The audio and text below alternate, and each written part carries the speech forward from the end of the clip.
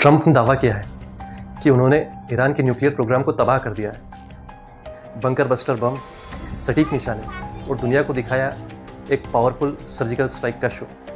तो क्या वो सच में ऑब्लिटरेट कर पाए हैं ईरान के न्यूक्लियर प्रोग्राम को? दरअसल शुरुआती इंटेलिजेंस रिपोर्ट तो कह रही है नहीं। दरअसल अभी सिर्फ कुछ दरवाजे ही बंद हुए हैं। इमारतें अब भी जिंदा हैं और जिंदा है वो सेंट्रीफ्यूज भी। दरअसल ये रिपोर्ट कहती है कि ईरान के न्यूक्लियर प्रोग्राम में अभी सिर्फ 2-4 महीने की देरी ही हुई है, तबाही नहीं। तो क्या वो जो ऑब्लिटरेशन था वो सिर्फ एक इल्यूजन था? वहीं ईरान और इजराइल दोनों ही अपनी अपनी जीत के बड़े बड़े दावे कर रहे हैं। ईरान के राष्ट्रपति कह रहे हैं कि यह जीत महान है, वहीं इजराइल के प्रधानमंत्री कह रहे हैं कि उन्होंने एक बहुत बड़ी न्यूक्लियर तबाही को टाल दिया है। पर ज़मीनी हकीकत क्या है? इस जंग में अभी तक 640 ईरानियन लोगों की मौतें हो चुकी हैं, वहीं 28 इजरायलियों की मौतें हो चुकी हैं और मिला है सिर्फ खामोशी में लिपटी हुई एक फ्रेजाइल सी सीज फायर।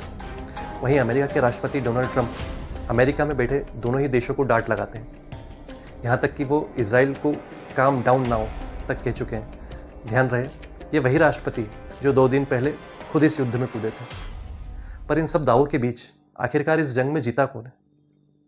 क्या ईरान, जो आज भी हवा में सेंट्रीफ्यूज लहराता हुआ घूम रहा है, या फिर अमेरिका जिसने दावे तो बड़े बड़े किए हैं पर असर बहुत कम हुआ है, या फिर इजराइल जो ये कहता है कि उसने एक तबाही को टाल दिया है पर सीज़फायर के 2 घंटों के भीतर ही उसके ऊपर वापस हमला हो जाता है। जब सभी पक्ष अपनी अपनी जीत का दावा कर रहे हैं तो असल में जीता कौन है और हारा कौन है?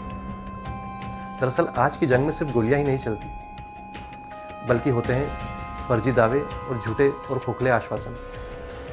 ट्रंप जो है बड़े बड़े दावे तो कर रहे हैं पर ईरान ने अपनी प्रतिक्रिया रोक रखी। दरअसल हर चुप्पी का मतलब हार नहीं होता, क्योंकि कभी कभी चुप्पी सबसे बड़ा हथियार होता है और हो सकता है कि जो असल हथियार है वो शायद अभी तक लॉन्च ही नहीं हुई है। आप देखते रखिए डिप्लोमेटिक डोजियर, क्योंकि यहाँ हर धमाके के पीछे की सच्चाई जानने को मिलती है, वो भी बिना किसी हंगामे और एक असरदार तरीके से।